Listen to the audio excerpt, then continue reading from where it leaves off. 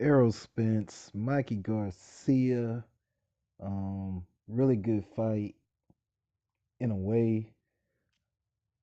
There's levels to boxing, and when this fight first got announced, I was really excited about it. I've been looking forward to it. Like I say, Mikey Garcia is a heck of a fighter. Errol Spence is a heck of a fighter, and you know the fight, the fight pretty much showed you where both of these guys are, and while the framing was of a coming out party for Mikey Garcia, like especially in the last couple of weeks, I feel like the focus was completely on Mikey in terms of just like he was destined to come in and beat Errol Spence. But Errol wasn't having that. I I'm not even gonna go round by round, but what I will say is that the only round I gave Mikey was round two. And even then, I had a little asterisk by it. You could have argued that round for Spence. But that's not to say that I think Mikey's trash or anything. I just think Arrow just showed that he's a better fighter. And what I wanted to talk about was, just how good Arrow Spence is. You know, I think the narrative going into it and why a lot of people had it as a win-win for Mikey was that they probably thought that if Spence was to beat Mikey, it would be because of the weight. That Arrow is naturally bigger than him, and that he would just bully him by weight. But that wasn't the case. Like Arrow Spence beat Mikey Garcia. Mikey Garcia, who looked pretty prepared. I saw Mikey was trying, but Errol Spence beat him in every facet of boxing. The footwork, the angles, the power. He wouldn't let Mikey really get off with anything. And I mean, you could just tell. Like, I don't know if you mess with fighting video games or whatever, but you can tell that Mikey had a game plan. He was trying to adjust. He was trying different things, but Errol Spence was prepared for all of it. He was completely in the zone, and in a lot of ways, it's one of his most impressive performances. I mean, oh man, it was pretty magical. The fight started off kind of a filling out deal for the first couple rounds, but Mikey could just never. He was competitive in some of the early rounds, but by the time Errol really got comfortable, it was like no turning back. Like Garcia, he would have moments in certain rounds, but never close enough to where you could have gave it to him. A friend of mine said he would have even gave a couple of rounds, 10-8 rounds, and I was telling him, I thought that Robert, Mikey Garcia's brother slash trainer, probably should have stopped the fight because toward the end he started taking some damage. It never looked too crucial, but the fight seemed so out of reach that I thought it was not really worth it to take that damage.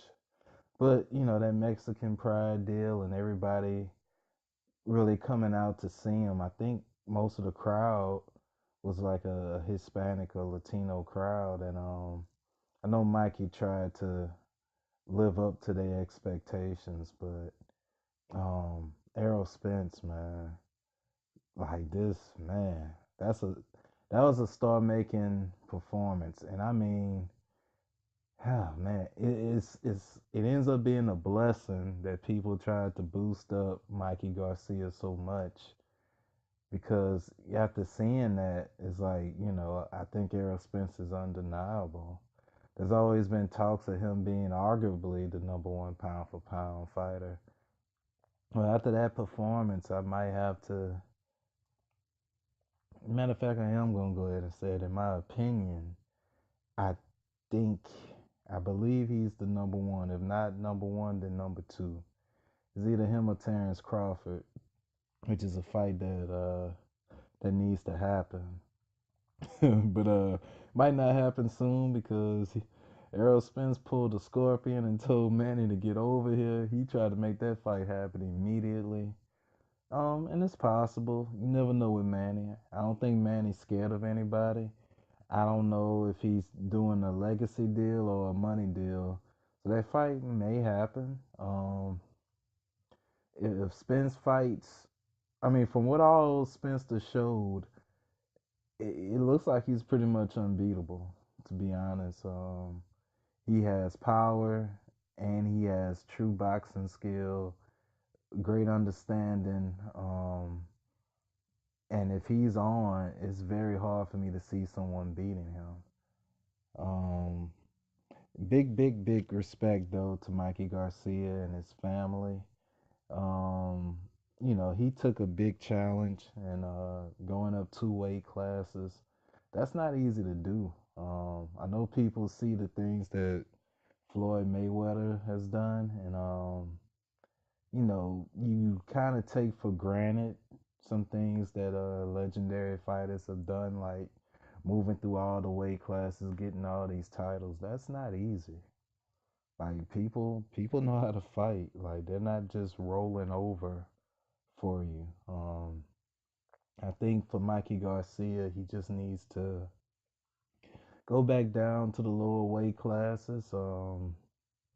He didn't seem like. I mean, he took some big shots, so I guess he could take the shots of the welterweight division, but it didn't seem like he ever really hurt Arrow. He barely got shots in on him, and that might just be too big for him. But like I say, don't get it twisted. Don't think that it was just because Errol Spence naturally bigger. No, Errol Spence beat him. He truly outboxed him. It wasn't no. It was a total victory for Errol Spence. But Mikey Garcia is still an elite fighter who can beat a whole lot of good fighters. um.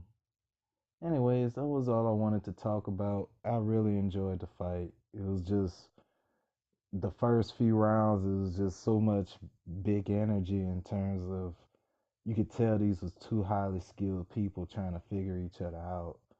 But when Errol Spence did figure it out, he gave Mikey exactly what he was looking for. But shout out to Mikey for taking that challenge. You could see why his brother didn't want him to do it, but he did it anyway. And I'm sure he'll learn from this and come out an even better fighter. So until the next big fight, I'll holler at you later. Peace.